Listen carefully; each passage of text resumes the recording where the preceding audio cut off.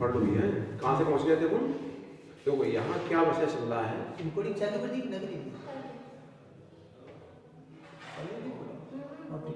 यहाँ क्या विषय चल रहा है कि सर्वज्ञ होते हैं जिन्होंने संपूर्ण कर्मों का अथवा चार घातीय कर्मों का अभाव कर दिया है। मतलब दर्शनावर्णी का ज्ञानावर्णी के संपूर्ण कर्मों का अभाव हो गया है, चार घातीय कर्मों का वो होते हैं सर्वज्ञ, मतलब वो सर्वज्ञ है। पर यहाँ वो कहता है कौन? योग। एक मिनट इसमें वो समझा दो, अब मैं आगे दिमाग में प्रश्न, वो जो 8 कर्म नष्ट होते हैं ना, जिनसे भी वो चीज वो बनते हैं, जैसे अव्ययवाद वगैरह, तो इनको थोड़ा वो मतलब बताना है कि जैसे इसमें गति कर्म नष्ट होंगे तो नाम कर्म नष्ट होंगे तो वो प्राप्त में क्या हो जाएगा, वो तरह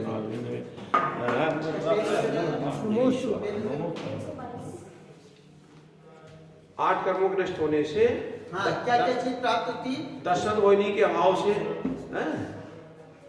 दर्शनावर्णी का से केवल दर्शन, हाँ केवल दर्शन में मतलब हर एक चीज स्पष्ट नजर आएगी, केवल दर्शन, हाँ मतलब तीनों लोग एक साथ नजर आएंगे, ठीक है। और केवल ज्ञान में भी तीनों लोगों का एक साथ भूतकाल वर्तमान एक साथ, ठीक है। अच्छा, उसके बाद केवल दर्शन, मोहिनी कर्म, मोहिनी कर्म के अभाव से क्या हो गया? अव्ययवाद सुख, सुख सुख उसे अनंत सुख, अच्छा, मोहिनी कर्म के अभाव से अनंत सुख, अनंत सुख, उसमें क्या होगा मतलब? अनंत सुख, अनंत दर्शन, अनंत ज्ञान, ठीक हो गए? हाँ। अब उसके बाद क्या हो गया? सुख का मतलब सुख, अनलिमिटेड कंटिन्यू लगातार सुख, किस तरह से मतलब? अनंत सुख, सुखी सुख, हाँ, सुख का क्लेश, कड़का नहीं, कड़का नहीं, ठीक है, दुख की कड़का नहीं है। दर्शन मोहिनी का भाव होगा, देखो सुख, चार मोहिनी कर्म का भाव होगा दसवें स्थान में, सुख प्रकट हो गया, ठीक है, सुख सुख प्रारंभ हो गया। अब और फिर उसके बाद एक साथ दर्शन मोहिनी, दर्शनावर्णी, ज्ञानावर्णी और अंतराय, तीन एक साथ जाते हैं। और जैसे ही तीनों एक साथ गए केवल ज्ञान प्रकट हो गया। अच्छा। केवल दर्शन, केवल ज्ञान और क्या था? अंतराय, जो विघ्न था खत्म हो गया। मतलब अब तीनों लोग स्पष्ट दिख रहे हैं, मतलब पूर्ण सुख भी प्रकट हो गया, पूर्ण सुख। अंतराय के नष्ट होने से क्या? पूर्ण का मतलब केवली जन, ठीक है। पूर्ण का मतलब अनंत सुख, अनंत सुख प्रकट हो गया। तो लोग क्या कह रहे हैं? अब उसके बाद और रह रहे, उसके बाद अब चार रह गए, नाम, आयु, गोत्र और वेदनी। नाम कर्म के जाने से, नाम कर्म के जाने से है नाम वेदनी। अब इस बार थोड़ा और क्योंकि अब इनके क्या नाम तो आ रहे हैं कि जैसे अगुलगुत्त, अब अगुलगुत्त क्या होता है? अब बताओ, सूक्ष्मत्व, हाँ अगुलगुत्त, हाँ ठीक है, अगुलगुत्त, वेदनी कर्म, अव्यभावत्व, अव्यभाव, ठीक है। चार अब आगे चलते हैं। हाँ ठीक है, अब उसको एक बार देख लेना, ठीक है, क्योंकि वो मेरे को बिल्कुल ही समझ नहीं आया कि इनका क्या रिजल्ट है, वो एक बार मतलब चार कर्मों के अभाव से, चार का तो समझ में आ गया, चार कर्मों के अभाव से चार ये प्रकट हो गए, और चार कर्मों के अभाव से वो चार प्रकट हो गए, ठीक है। ठीक है, देखिए एक बार क्लियर क्या है मस्तिष्क में, कई बार सही बात है, क्योंकि देखो 122 पेज में ना, 122 नहीं, अभी तो चल रहा भैया 92 93 पृष्ठ, 82 83 पृष्ठ, हाँ पहुंच गया। कितने प्रश्न हैं? कितने प्रश्न खुला है? 84, तो 84 पे जाओगे। हाँ 84, हमारे 84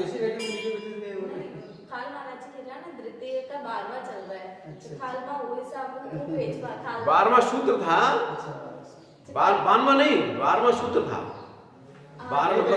10 सूत्र आ रहे हैं, क्या बोले? इसमें तो 10 सूत्र आ रहा है 85 नंबर के पेज में तो। अरे भाई वो सूत्र अलग है, कहाँ सूत्र आ रहा है? वो सूत्र नहीं है, वो सूत्र नहीं है, सूत्र अलग। ये तो केवल ये प्रेफरेंस दिया है, ये तो विषय दे रहे हैं। अब यहाँ क्या है, जो आपका योग है वो अनेक हेतुओं से सिद्ध कर रहा है कि मतलब सर्वज्ञ होते तो हैं, पर तुम कहते वैसे नहीं होते। कैसे होते हैं? वो कुछ को करते हैं इसलिए सर्वज्ञ होते हैं। ये भवन बनाया है, शरीर बनाया है, इसलिए सर्वज्ञ होते हैं। इनको बनाने वाला कोई सर्वज्ञ है, पर आवरणों से रहे सर्वज्ञ नहीं होते, ऐसा कहते हैं। ठीक है, आगे पढ़ो। विशेषार्थ कहाँ से पढ़ना? यही पतंजलि ने भी कहा है, पतंजलि यहाँ से पढ़। यही पतंजलि ने भी कहा है, क्लेश कर्म विपाक और आशय से रहित पुरुष विशेष ईश्वर है।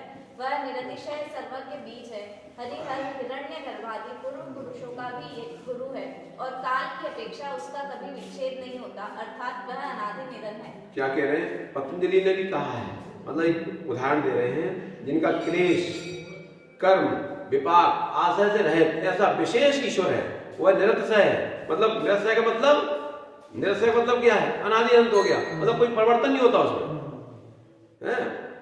ऐसा हरि हर हिरण्य आदि पूर्व पुरुषों का गुरु भी है, जितने लोग हैं उनका सब गुरु भी है, और काल की अपेक्षा उसका कभी विच्छेद नहीं, आधा अनादि निधन है। मतलब देखो यहाँ निरतिशय का मतलब क्या है? घटता बढ़ता नहीं है। आशय का मतलब क्या होता है? घटना बढ़ना। निरतिशय का मतलब कुछ नहीं। अब जो अपने सिद्ध है वो निरतिशय है। सिद्ध कैसे हैं? अब उनमें क्योंकि जैसे वैसे रहेंगे, धर्म द्रव अधर्म द्रव आकाश द्रव काल द्रव, ये निरतिशय है, इनमें कभी अशय नहीं होता, क्योंकि अशुद्ध नहीं होते। ठीक है, जो घटते बढ़ते हैं उनमें अशय होते हैं। अब देखो देवगति के देव सामान्य से उनके अशय नहीं होते, नरकों में अशय नहीं होता, नरकों में अशय नहीं होता। हाँ समझो, नरकों में भी अशय नहीं होता, देवलोक में भी अशय नहीं होता, मनुष्य त्रेंच लोक में अशय होता है, मनुष्य त्रेंच में अशय होता है। उनके मतलब अतिशय का कोई रोल ही नहीं है। अशय का मतलब क्या है? अरे हो सकता है ना महाराज जी, नरक और वो तो अलग अलग आकृति और ऐसे ले लेते तो कटते बढ़ते तो अरे सुन लो मेरी बात, न नरकों में अशय होता न स्वर्गों में, एक भी जैसे अशय नहीं होता। अशय कहाँ होता है? जहां त्रेंचो मनुष्य रहते हैं, उनके मनुष्य त्रेंचों में अशय होता है, ना कि देवों में। कैसे? सुन लो क्यों, अपेक्षा क्या है? तुम कभी दुखी हो, कभी वस्तु मिल रही है, कभी नहीं मिल रही है, ठीक है? ऐसा देवों का अशय नहीं है। जो वस्तु है नहीं है तो नहीं है, जो वैभव है नहीं है तो नहीं है। ऐसा नरकों में ऐसा नहीं है, नरकों में ऐसा नहीं है, उन्हें हर क्षण दुख है, कभी दुख का भाव नहीं है। आ समझे क्यों निश्चय कह दिया? वहां दुखों का एक समय भी अभाव नहीं है। स्वर्गों में एक भी सुख की सामग्री के एक सी समय अभाव नहीं है, इसलिए वह निरस्य है। देवों का भी निरस्य है, और देखो देवों का सुख जो है निरस्य है। बंद कर दियो लाइट चला दे कौन?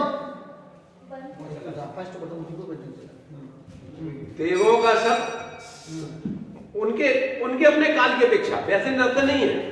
तो महाराज जी फिर जैसे उनको तो फिर जैसे देव को अपन नारकी में गिरी, तो उनका तो फिर समय का कोई पता ही नहीं लग रहा होगा उनको तो। सत्य नहीं है क्या? भाई अपने तो यहाँ दिन रात का सबका भेद रहता है, अब वहां तो एक समान सारी स्थिति हुई, तो उनको ज्यादा समय का यही विकल्प नहीं रहता होगा कि क्या? अरे सैकड़ों साल निकल जाते हैं। अच्छा, सैकड़ों की आयु है। अब नरकों में नारी की बेविचारे तड़प के निकालते हैं, उनकी एक समय शांति नहीं है, एक ही जैसा काल है। देखो देवों का काल ऐसे निकल जाता है, उनका एक एक समय ऐसा लगता है महापीड़ा, उनका भी निकलता है। असंख्यात समय है, असंख्यात काल है। देखो देखो इसीलिए दोनों जगह संयम का भाव अक्षय नहीं है, इसलिए संयम नहीं है। सही बात है, यहाँ संयम है, संयम अक्षय, संयम ही अक्षय है। अच्छा, मतलब आपकी अनुकूलता प्रतिकूलता आती हैं, उनके पास नहीं आती। न अनुकूलता आती न प्रतिकूलता, न देवों में न नारी को, जो है सो है। अनुकूलता है तो अनुकूलता है, प्रतिकूलता है तो प्रतिकूलता है, ना नहीं आ रही है न जा रही, इसलिए अक्षय नहीं होता। यहाँ दोनों चीजें होती है, यहाँ दोनों होती हैं। अब देखो इसलिए देखो मैं सुनो, नरकों में अक्षय नहीं होता, स्वर्गों में अक्षय नहीं होता। इसलिए नरक का जीव कहीं दुर्गति प्राप्त नहीं करता, हाँ स्वर्ग भी नहीं जाता, बिल्कुल सही बात है, मनुष्य रेंज होता है। और देवलोक, देव में भी अक्षय नहीं होता, इसलिए नियम से संगी पंचेंद्री बनते हैं, मनुष्य रेंज, पर वहां भी एक थोड़ा मिथ्या दृष्टि, उनके एक बार मृत्यु के समय अक्षय हो जाता है, ऐसा मानसिक शारीरिक बाहर ऐसा नहीं होता, मन से संताप होता है। हाँ, मन में ऐसा तो खैर सब जगह होते ही, कोई दिक्कत नहीं। अब वहां क्या होता है, रोते बिलखते हैं, ये पर्याय छूट रही है, हमें कौन से माँ के गर्भ में जाएंगे, वहां में मन में रहना नहीं जाना, हमें एक इंद्री में आ गए। फिर एक ही दिन में। अच्छा। हाँ, संतारण देव। पर नारकी नहीं आते, मालूम है। हाँ। और फिर देखो, देवगति से निकला हुआ जीव या तो मनुष्य होगा, पंचनी संगी, असंगी नहीं होगा, हाँ, संगी होगा। संगी होगा। और सुनो, कर्म में गए। यदि संश्लेषता की है हाँ। तो कौन बनेगा? एक इंद्रिय पृथ्वी का है, जल का है, अथवा पृथ्वी का है, जल का, बृहस्पति का है, और कुछ नहीं बनेगा। दो इंद्री, हाँ। न 3 इंद्री, हाँ। न 4 इंद्री, हाँ। ना असंगी पंचेंद्री, हाँ। ना ही वायु का है, ना ही अग्नि का है। और वो भी कहां तक के? दूसरे स्वर्ग तक के थे, उसके बाद सो भी नहीं। अरे वो भी दूसरे तक, पहले बस उसके आगे नहीं, उसके आगे नहीं। मतलब दोनों की सीटें, हाँ, उसकी 200 स्वर्ग तक ही जाएंगी फिर। हाँ, दूसरे स्वर्ग के आगे जीव नियम से मनुष्य होंगे अथवा त्रिंच, और शायद 12वें स्वर्ग। नहीं, 12वें से आगे मनुष्य का, 12वें से आगे 13 से लेकर जितने भी बनेंगे वो कर्म भूमि के मनुष्य बनेंगे। अरे हमने अभी क्या बोला? हमने कि दूसरे स्वर्ग से ऊपर मनुष्य त्रिंची बनेंगे नियम से। हाँ, तुमने गलत क्या बोला? नहीं, पर 12वें में भी जाना महाराज, 12वें से लेकर वनस्पति का केवल मनुष्य है ना। नहीं, 12वें से तो कोई देव है तो उसने बांध दिया तो ये वनस्पति का एक बन सकता है क्या? 12वें से कोई देव है। हाँ, नहीं। हाँ, अगर गलत हो तो उसको सुधार। नहीं, उनको गलत है। हाँ, सुनो, हाँ। अब सुनो, हाँ। अब सुन लो, सुधार लो। दूसरे स्वर्ग का ही देव एक इंद्री बन सकता है, एक और दूसरे का, दूसरे तक का। भवनवासी भी आ गए, व्यंतर जोशिष आ गए, दूसरे तक के आ गए। दूसरा तक ठीक है, दूसरे तक के जीव कौन बन सकते हैं? एक इंद्रिय, एक इंद्री पृथ्वी का है, जल का है, और वनस्पति का है, अन्य कोई नहीं, अथवा मनुष्य बनेंगे संगी। ठीक, फिर हमने गलत पढ़ा, 12वें तक का पढ़ा। नहीं अब गलत पढ़ दिया, 12वें तक का पढ़ा। नहीं गलत पढ़ दिया, ठीक है। उसके बाद ऊपर शायद 12वें स्वर तक के संगी पंचेंद्री तो या बनेंगे अथवा मनुष्य बनेंगे। हाँ, दोनों। उसके बाद 12वें स्वर के बाद जहां तक है हाँ, बात वो तो फिर मनुष्य बनेंगे, और कुछ नहीं बनेंगे। मनुष्य। ठीक है भैया, हाँ। ये नियम है। अब देखो, सामान्य में ऐसा नहीं होता, कैसा नहीं होता, वैभव उनके कम ज्यादा होती नहीं है। हाँ, नहीं।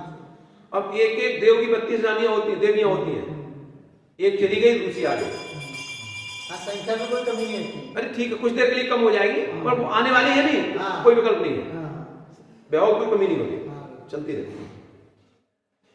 पर वहाँ मानसिक क्लेश तो इस बात का है, अरे वैभव मानसिक कलेश तो है ही नहीं। हाँ, वैभव।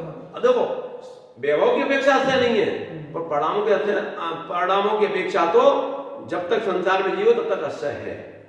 पर महाराज जी उनके पास इतनी- सिद्धों में चले जाओगे, सिद्धों में कोई अच्छा नहीं, क्योंकि वहां तो कर्म शून्य अवस्था है, वो पूर्ण निरस्य अवस्था है उनकी सिद्धों में।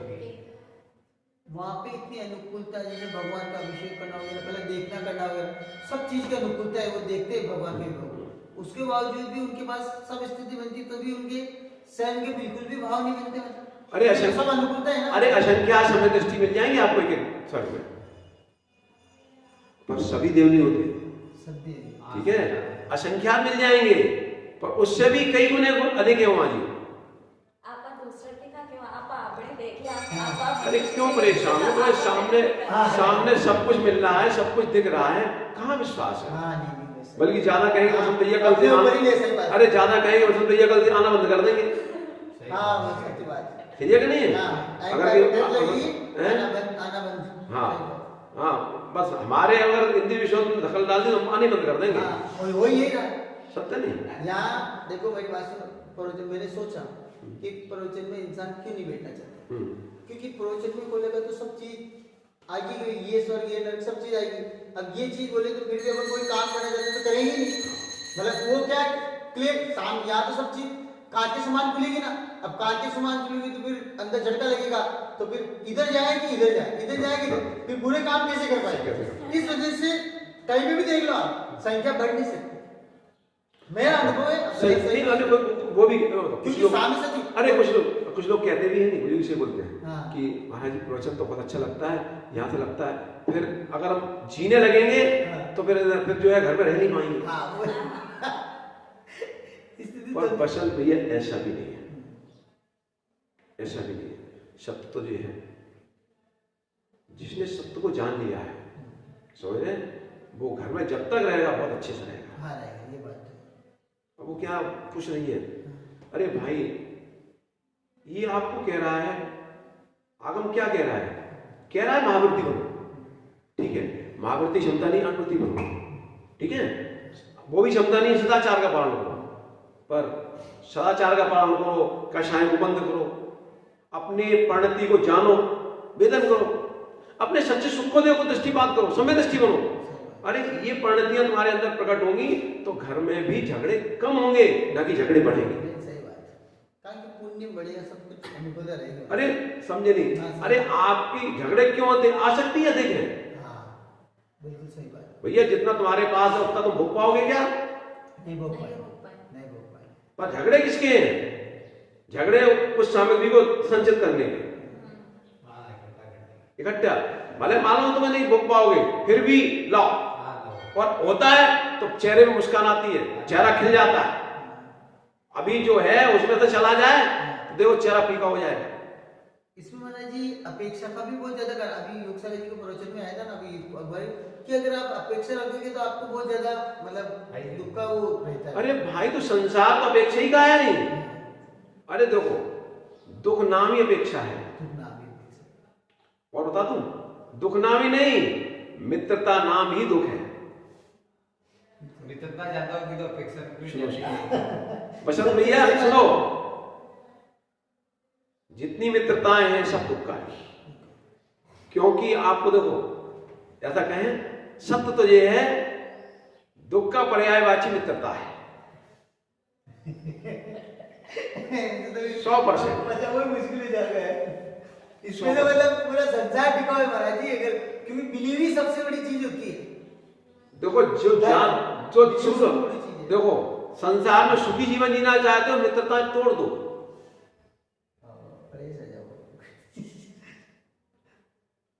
मित्रता तोड़ दो, और तुम मित्रता तुम संसार में रखते भी नहीं हो, तो जो बता दूं आपको, मालूम नहीं है आपको, आखिर अपने अपने मतलब के हिसाब से तुम्हारी किसी से मित्रता नहीं है,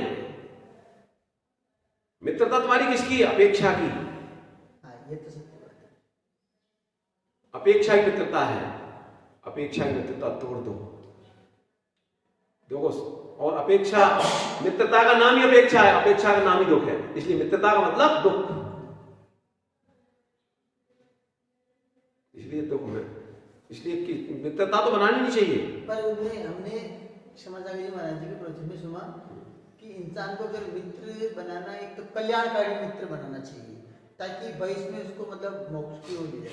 सुनो, अब सुनो, आपने कह लिया ठीक, क्षमा सागर महाराज बिल्कुल सही था, और दो और गहरे में जाओ, मित्र एक भी नहीं बनाना चाहिए, मैत्री भाव स्थापित करना चाहिए। मैत्री भाव स्थापित करोगे तो तुम्हारा संसारी मित्र होगा, मित्र बनाने की आवश्यकता नहीं पड़ेगी। मित्र बनाओगे तो कष्ट होंगे, आप मित्र मत बनाओ, आप तो मैत्री भाव धारण करो।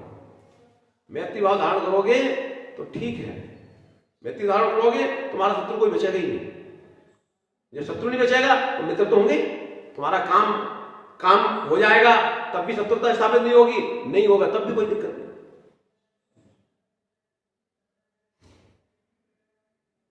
जब तक जो है मैत्री भाव नहीं स्थापित हो रही है तब तक मैत्री भाव की भावना बनाओ, और जो बहुघातक है उसे दूरी बनाओ, पर मित्रता बनाओ, मित्रता नहीं बनाओ मैत्री भाव। जो शत्रु भाई मैं बताऊंगा आपको, साधक बनकर भी यदि मित्र बनाने बैठ जाएगा तो रोएगा, रोएगा,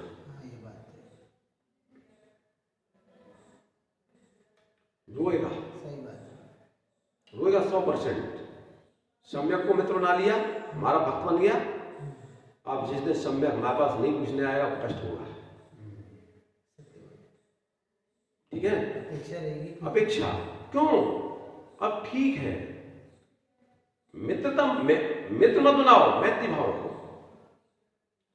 तुम्हारे पास सेवा करने आ रहा है, ठीक है, उसका बहुमान करो, ठीक है, उसका बहुमान करो, उसका ठीक है आ रहा है उसको भी उपकारी देखो, उसका अपमान मत करो, ठीक है, उसको भी यथायोग्य सम्मान करो, ठीक है, पर उसको अपना मित्र मत मान लो।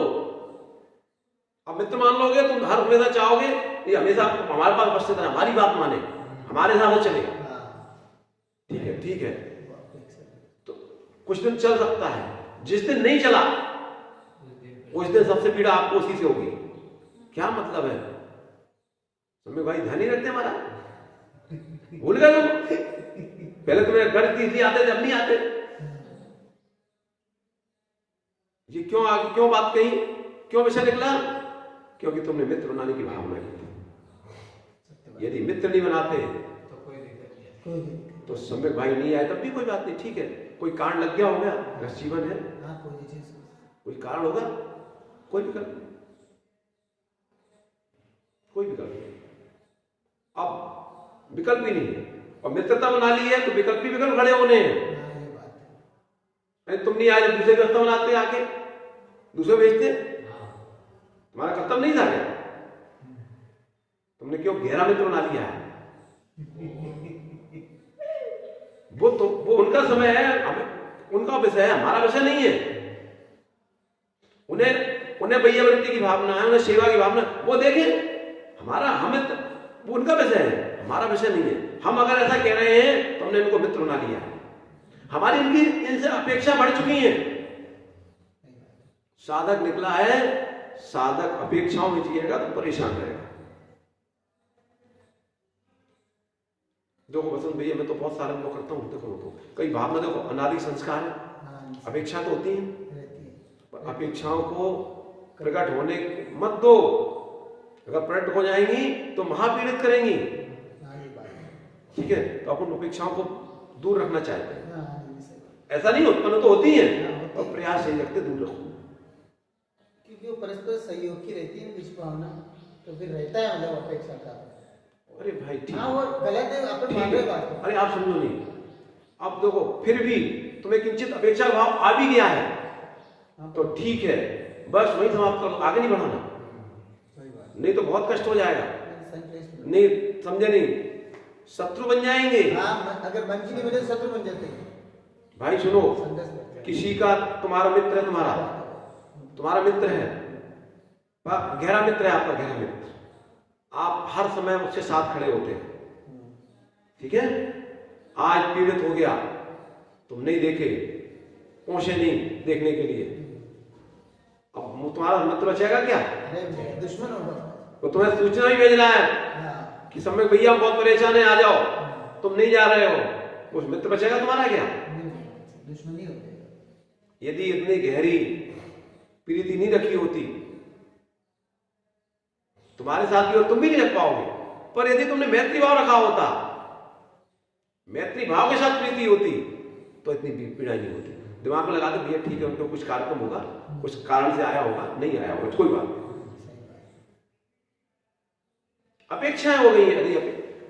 देखो प्रीतियां हैं, जितनी प्रीतियां हैं, जितने मित्रताएं हैं, सब क्या है? अपेक्षाओं पर करते हैं। मैत्री भाव अपेक्षा में विराम लगाता है, अपेक्षाओं में, इसलिए मैत्री भाव के बिना संसार में सुख का साधन नहीं है। ये जहां मैत्री भाव होगा, नियम से भेद विज्ञान होगा, आनंद का काम है। इसलिए मित्र, देखो मैं बताऊं, बसंत भाई देखो बताऊंगा आपको, अब जैसे इतना सारा विषय नहीं, अब देखो शरीर है, ठीक है, अब हम यहां हैं, यहां शरीर की व्यवस्था देखने वाले हैं, हम दूसरी जगह जाएंगे तो वहां तो नहीं होगी पहले।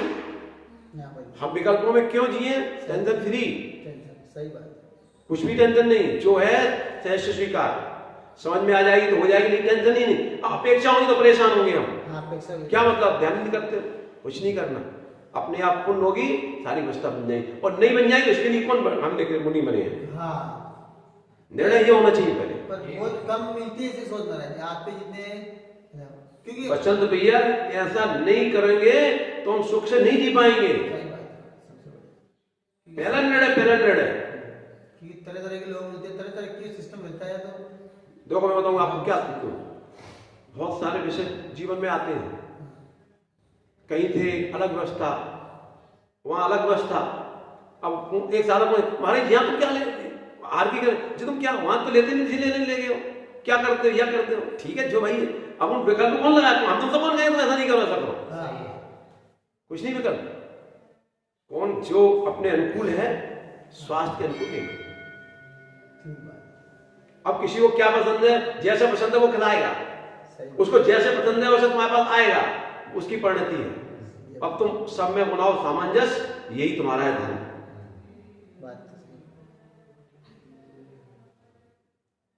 अब क्योंकि अब समझे नहीं, यहाँ अब लोग क्या करते हो, समझे क्या है, अपना अनुमान लगा लेते हैं।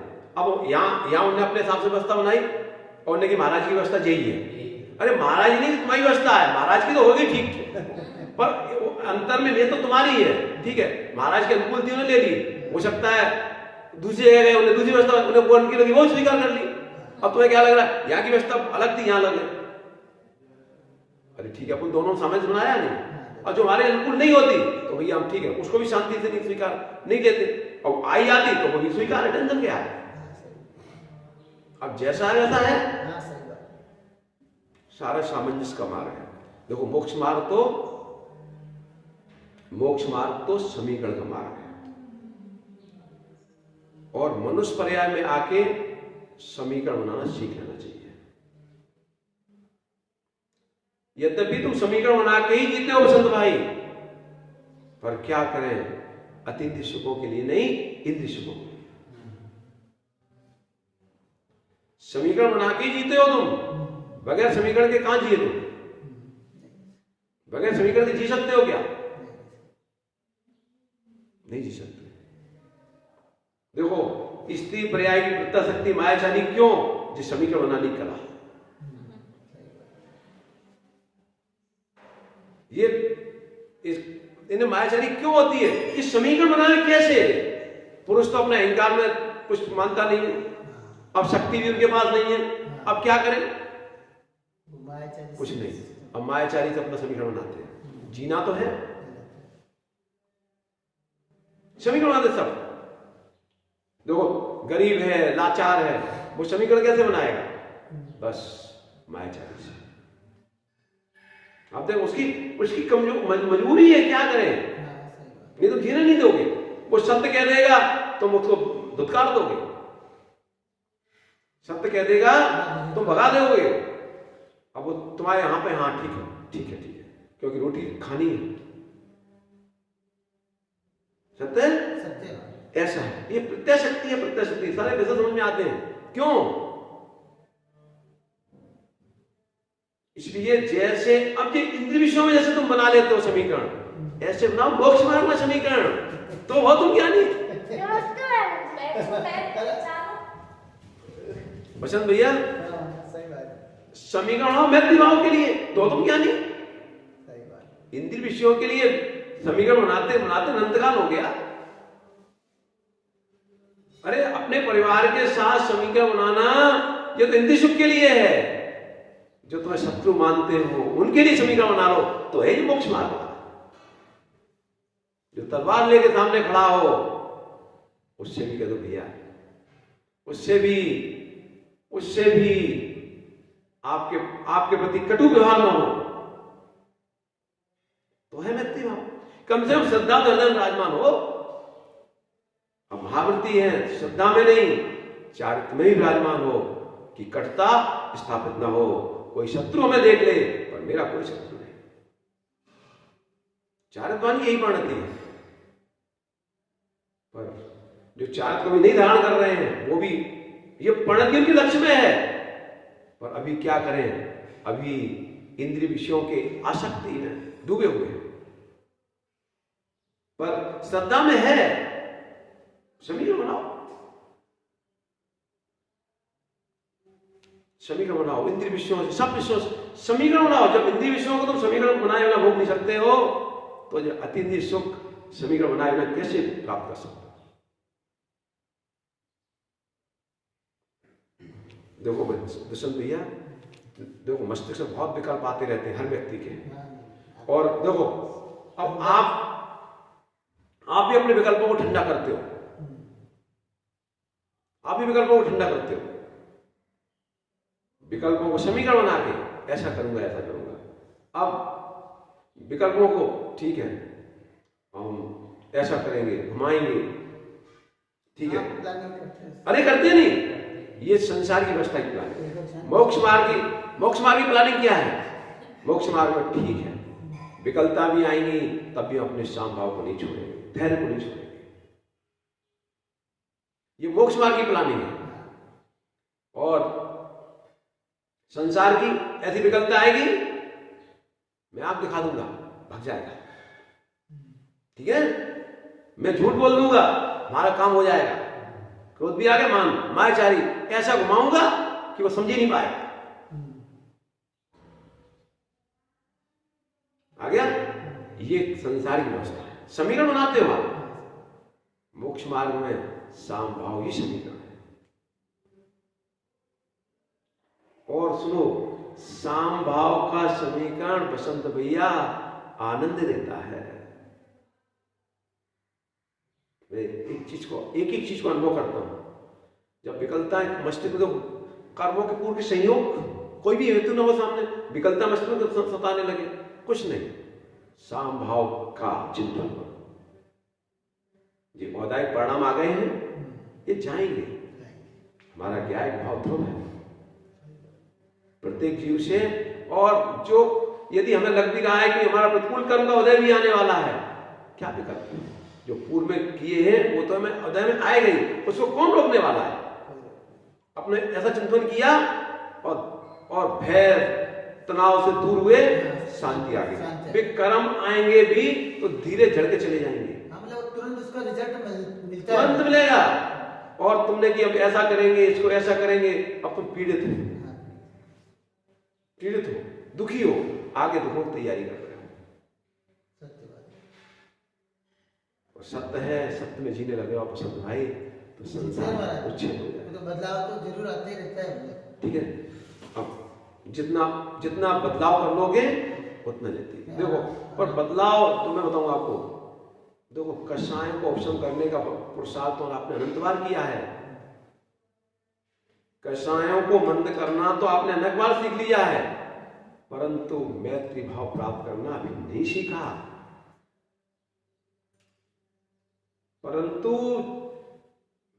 कषायों को मंद करो तो मैत्री भाव की ध्यान रखो। लक्ष्य बनाओ कि मैत्री भाव धरातल पर कथाएं बंद करो, ठीक है। जब तक मैत्री नहीं है तब तक कुछ धरातल करो, पर मैत्री भाव के बिना सारा कुछ छोड़। कोशिश जारी रखनी चाहिए, तो एक ना एक दिन सफलता मिल जाएगी। देखो इष्ट की, देखो जैसे इष्ट वस्तु की अपन कुछ भी करके प्राप्त करना चाहते हैं, ऐसा वह मैत्री भाव के प्रति धारणा नहीं है। जैसे अभी कोई इष्ट वस्तु हो, कैसे भी हो प्राप्त करना चाहते हैं, ऐसे मैत्री भाव पर अभी लक्ष्य नहीं है। और मैत्री भाव लक्ष्य नहीं है, इसका मतलब आपको अपने सुख पर लक्ष्य नहीं है। जहाँ जरूरत होती है वहां भूल जाते हैं। अभी लक्ष्य में नहीं आया, श्रद्धा में नहीं आया। देखो मैं बताऊं, बहुत स्पष्ट कह रहा हूं बसंत भाई, आगम अभ्यास, गुरु उपदेश, स्वानुभाव, तीनों से कह रहा हूं। यदि अंतस में समा जाएगा मैत्री भाव, तो आप समझो कभी आप कितनी विकलताएं आए, कितनी विकलताएं हैं, वो उसी विकलता में भी तो वेदन होगा, ये हमारे कर्म का विभाग है। बाद में भले ही बाहर में कषाय करते लोग, नियम से हो जाएगा। पढ़ लो भैया, ये तो पढ़ने जा रहे थे, पता नहीं विषय कहाँ का छेड़ दी तो भैया, ठीक है, जो विषय चलना वो चल ही रहा है। चलो ये विशेषार्थ क्लेश नाम अविद्या, अस्मिता, राग, द्वेष और अभिनिवेश का है। किसी पदार्थ को विपरीत जानना अविद्या है, अर्थात अनित्य, असुचि और अब देखो सुनो, इनने नाम दिया क्लेश नाम अविद्या का है, एक एक का नाम दे रहे हैं। और अस्मिता, क्लेश नाम क्लेश का नाम क्या है? अविद्या, अस्मिता, राग, द्वेष, अवनिश का है, ये क्लेश का नाम है, ठीक है। अब एक की परिभाषा कह रहे हैं इनके हिसाब से, किसी पदार्थ को विपरीत जानना अविद्या है। अर्थात अनित्य, अशुचि और दुख रूप वस्तुओं में नित्य, शुचि और सुख की कल्पना करने को अविद्या कहते हैं। मैं भी कोई हूँ, इस प्रकार के अहंकार को अस्मिता कहते हैं। मतलब अहंकार को अस्मिता, मैं हूँ अस्मि, मैं हूँ अस्मिता। सुख और उसके कारणों में प्रीति को राग कहते हैं। सुख और उसके कारणों में प्रीति का राग हो गया, ठीक है। दुख और उसके कारणों में अप्रीति को द्वेष कहते हैं। आप ईश्वर के भंग का भय और दुराग्रह का नाम अभिनिवेश है। ईश्वर के, आप ईश्वर के भंग का भय है और दुराग्रह का नाम अभिनिवेश है। इन सभी को क्लेश कहते हैं। कर्म नाम पुण्य पाप का है। यज्ञादि पुण्य कर्म है और ब्रह्म हत्यादि पाप कर्म है। कर्म के फल रूप जाति, आयु और भोग को विपाक कहते हैं। जाति नाम देवत्व, मनुष्यत्व आदि का है। नियत काल तक प्राणों के साथ संबंध बने रहने को आयु कहते हैं। सुख दुख के भोगने का नाम भोग है। सांसारिक वासना से वासित चित्त की परिणति को आशय कहते हैं। वह जगत व्यापी, अनादि निधन और सर्व का गुरु ईश्वर इन सब से रहित है।